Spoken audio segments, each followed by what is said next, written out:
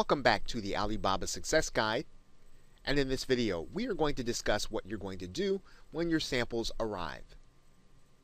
Now, some wholesale buyers suggest that you should actually try to sell your samples to get a sense for how well they'll do on the market.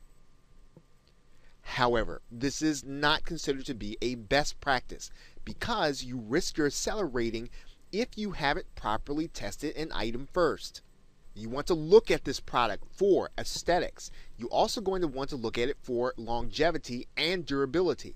Why? Because you want to make sure that the product is going to last after repeated use, after repeated testing, after a period of time. You want to make sure that colors don't fade, that things don't fall apart, that it doesn't have a fatal flaw. You want to make sure before this actually goes to a market because, again, your seller rating is always going to be on the line as you start to sell these products in various marketplaces.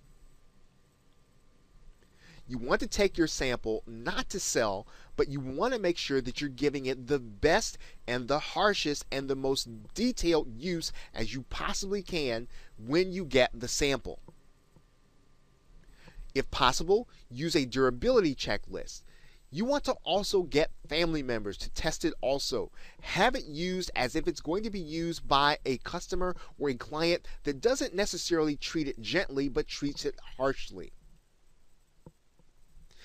One of the reasons that you want to do this is because you don't want to have warranty issues or lots of refunds when customers feel as if they've been cheated and they feel as if the product that they have is not of sufficient quality.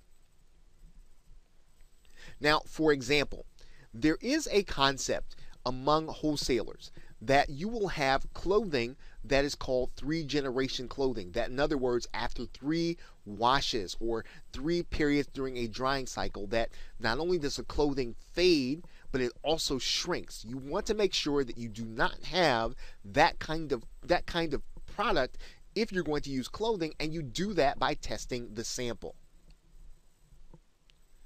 One thing that is probably a good example of testing the sample is having something that has a hinge.